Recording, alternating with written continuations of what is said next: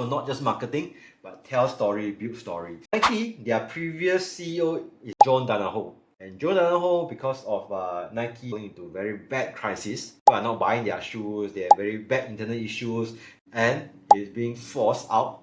And then the person who picked up the baton is called Elliott Hill or Elliott Hill. So Elliott Hill, 30 years ago, before he joined Nike, he liked Nike as a brand. And then he used Nike as a case study for his undergrad studies. He ran a report, ran an analysis on Nike. And so happened that when he's in uni, there's this Nike personnel came down to conduct some classes or conduct some sharing. And he used this opportunity to present his work. And from there, he got his first internship. Nike had been the longest while one of the best marketing companies. This is also the reason why Elliott Hill run his studies on Nike. One of the biggest problems that Nike faced previously under John Donahoe helm, when he took over, one of the things that he talked about is direct to consumer. They can just straight away cut off the middleman, sell straight away to the end consumer. It works very well on COVID days when everything go online. But some of the consumer, they have different consumption habit. People who go to Nike store, Royal Sporting House, Factory Outlet, Foot Locker, all these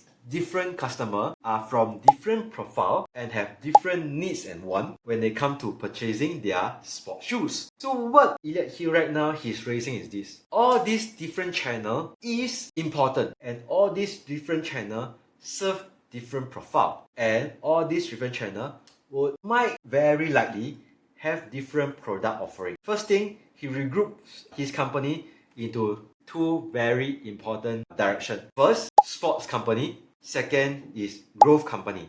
Because under the helm of John Donahoe, some of the products, right, they are selling on DTC platform are Air Force One. Air Force One is not a sports shoe, it's a casual shoe. And it sells well on DTC. That's why there's a lot of stocks, there's a lot of productions that produce Air Force One and do distribute through online. So, in other words, they have lost their show or sports apparel or sports equipment company per se. So, how all these sports companies started off is always when they are closest to the athletes. So, for example, right now they are very big in running. Nike running is one of the fastest growing segment in Nike business. And I can't remember the runner that ran sub 2 hours in marathon. This person is also the face of Nike. Right now, they want to go back to the athlete to create these shoes that power up athletes' performance. So right now, there's this Nike running, there's this Nike basketball,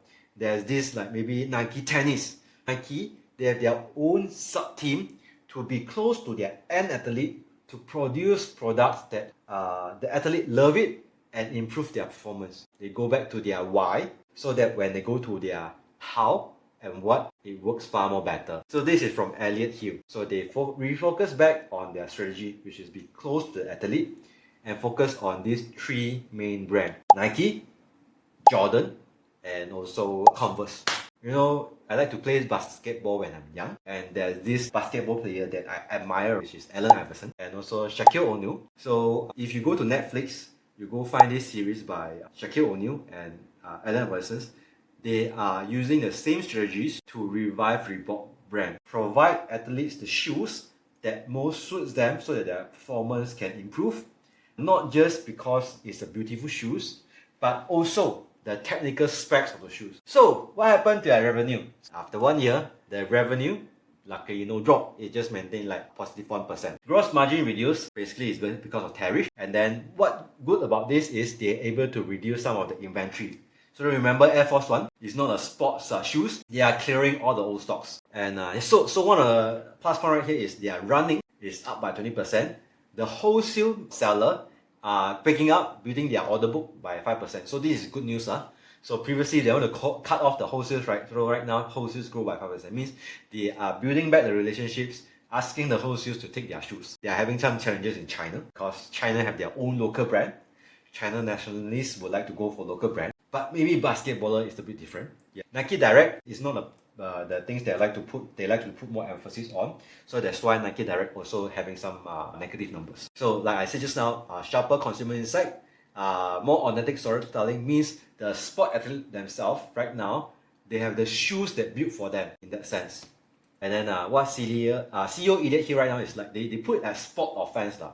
The new formation of work that is more aligned with the athletes and more aligned with the brand like Nike, Jordan and Converse. So there's this book called Shoe Dog. How it initially sell or create the shoe is this. They go track and field and see the needs of the runner and build shoes that can help runners. And in the earliest day, they didn't look much into grip in a sense.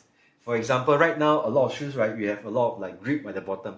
And grip is very important for all those track and field athletes. So with that itself, right, they think what is the likely design can help the track and field athletes to increase the grip. And their first shoe design, right, is use a waffle machines to create the surface that touch the ground one. So this is how Nike started. So Nike actually, they didn't change anything. In actual fact, they just go back to their origin. So not just marketing, but tell story, build stories. So first of all, in terms of their business performance, running is getting better. Sports apparel is not their focus right now, and they are clearing off all those inventory and focus on running where that people need big cushioning, stability, energy running. So previously in John Danaher day, because they are in direct to consumer, right? So they focus a lot on discounting. So a lot of like 30% off, 50% off. But with Elliott Hill, right, they come back with full price model. Means they don't want to go discounted model already. They want to go with brand, people who are believe in their product,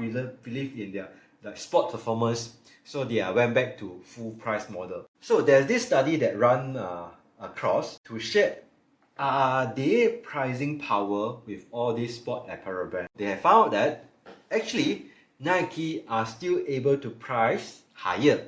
In other words, so Nike have in their general price generally across their product 5%. Alright, so not too bad.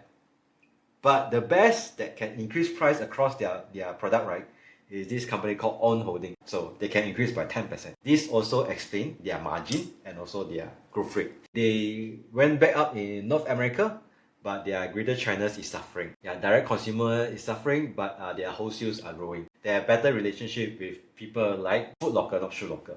This is what they are doing. They're going back to their best performing, which is running category.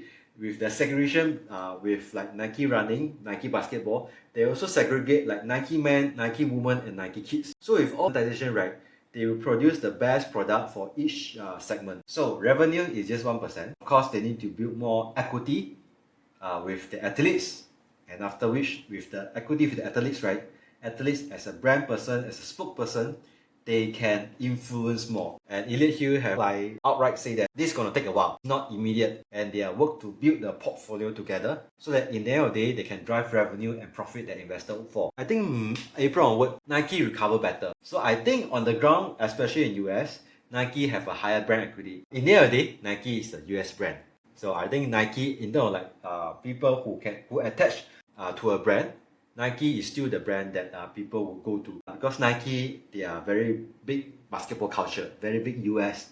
So that's why Nike is still the brand that they look for. So marketing is very, very big thing. The bigger marketing, the bigger influence. Nike doesn't have the best growth, and On Holding have the best growth, 30% growth. But I have less like feeling with On Holding or On brand shoe. Nike or Reebok have more sentimental value.